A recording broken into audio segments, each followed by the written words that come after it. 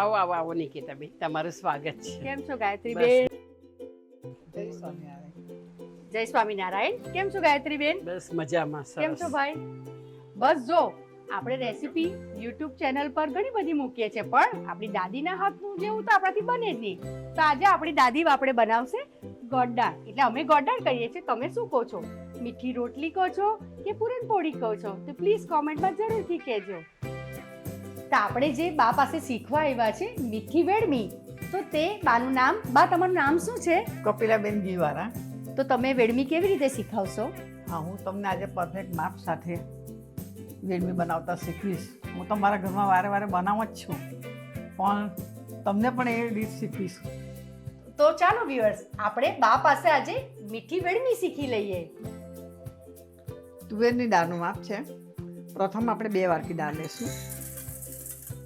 આપણે તુવેરની દાળનો માપ જે વાડકી લઈએ છે તે સેમ 2 વાડકી માપ લેવાનો છે. હવે દાળને ધોઈ નાખીશું અને કુકરમાં બાફી દઈશું. હવે આ તુવેરની દાળને સારા પાણીથી ધોઈ કાઢવાની છે અને એને બાફવા માટે કુકરમાં મૂકી દેવાની છે. તો ચાલો આપણે સારા પાણીથી એને ધોઈ નાખીએ. દાળ મેં ચોખ્ખા પાણીથી ધોઈ છે અને કુકરમાં નાખું છું. દાળને ચોખ્ખા પાણીથી ધોયા બાદ કુકરમાં નાખી દીધી છે. 2 વાટકી તુવેરની દાળ લીધી છે અને 2 વાટકી પાણી લીધું છે. હવે આની કેટલી સીટી મારવાની છે? 3 સીટી મારવાની છે અને થોડી વાર રવા દેવાનું છે ધીમા ગેસે. આપણી દાળ સરસ રીતે બફાઈ ગઈ છે. એ તમે જોઈ શકશો. એ તમે જોઈ શકશો. હવે આપણે એની અંદર ખાંડ નાખીને ગોળદાળ બનાવવાની છે.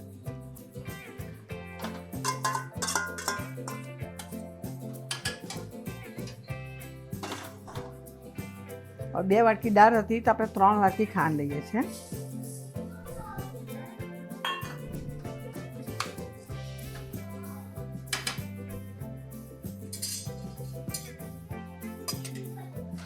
હા, હવે ખાંડ ને દાળ ભેગી કરી દેવાની છે અને એને ધીમા ગેસે ખાંડ ઓગળે ત્યાં સુધી અને અંદર બરાબર થઈ જાય ત્યાં સુધી આપણે હલાવવાની છે.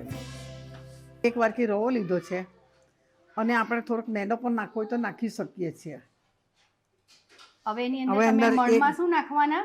અમારે મણની અંદર 1 ચમચી ઘી નાખવાનું છે.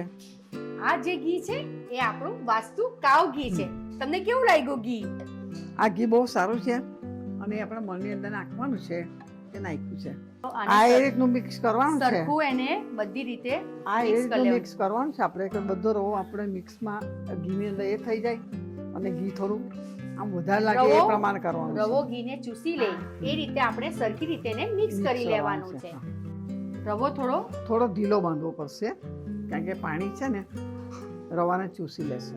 રવો તમને ખ્યાલ છે જ કે એ પાણી ચૂસી લેતું હોય છે, એટલે થોડો એને લોટ લૂઝ બાંધવાનો છે.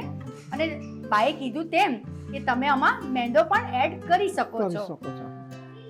આપણે આ રીતનો ઢીલો લોટ બાંધ્યો છે એ પ્રમાણેનો લોટ આપણો હોવો જોઈએ.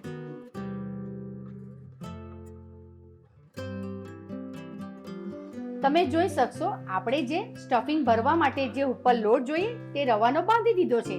એની અંદર તમે મેંદો પણ એડ કરી શકો છો.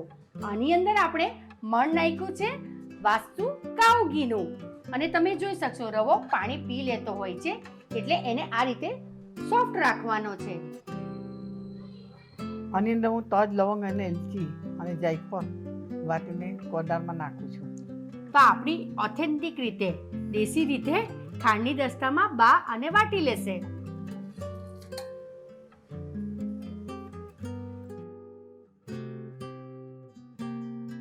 હવે હું આની અંદર તજ, લવંગ, એલચી અને જાયફળ નાખું છું. એનાથી સ્વાદ વ્યવસ્થિત આવે. ખૂબ સરસ સ્વાદ આવે છે.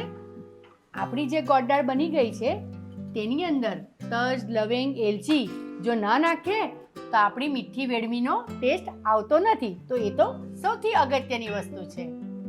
હવે હું ગોળ ગોળા વાળું છું. 2 ચમચી ઘી નાખીને લોટ સરખો કરી દઈશું. બરાબર. આપણે જે રવાનો લોટ બાંધ્યો હતો તેને ઘી નાખીને, વાસ્તુ કાવ ઘી નાખીને સરસ રીતે એને મિક્સ કરીને વ્યવસ્થિત કરી દેવાનો છે. તમે જોઈ શકશો લોટ બહુ નરમ પણ નથી અને બહુ હાર્ડ પણ નથી. રોટલી બનાવવાની અંદર આ પૂરણ ભરીને આપણે હવે નાની વેડમી રોટલી માટે મીઠી રોટલી માટે પૂરી જેટલી રોટલી વણી કાઢી છે અને એની અંદર આપણે જે ગોળ દાળનું સ્ટફિંગ તુવેરનું દાળનું બનાવ્યું છે એને આ રીતે ભરી લેશું. અને એને ઉપરથી બંધ કરીને તમે જોઈ શકશો કે બાએ વેડમીને કેવી રીતે અંદર સ્ટફિંગ ભર્યું તે તમને બાએ બતાવ્યું છે, તો તમે આ રીતે તમારે ત્યાં બનાવી શકો છો.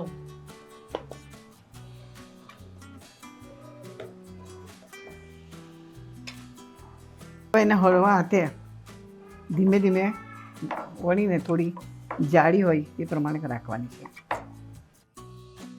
આ વેડમી હવે આપણી વણીને તૈયાર થઈ ગઈ છે. હવે આપણે વાસ્તુ કાવ ઘીમાં શેકીશું. આપણી તાવી ગરમ થઈ ગઈ છે, એમાં હું આ વેડમી મૂકું છું. બા, આ વેડમી આપણે કેટલા તાપે શેકવાની છે? આ વેડમી બને ત્યાં સુધી ધીમા તાપે શેકવાની છે. બરાબર.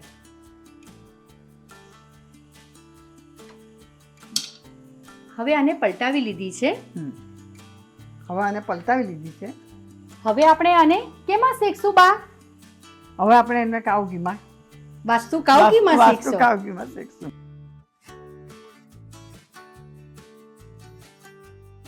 હવે આપણે કપકા પડવા માંડ્યા છે એટલે તેની પર જરા ઘી નાખીને શેકીશું. બાનું કહેવાનું એવું છે કે જે આ છાંટ પડી છે ને એવી છાંટ પડે ત્યારે આપણે એને ઘીમાં શેકવાની છે.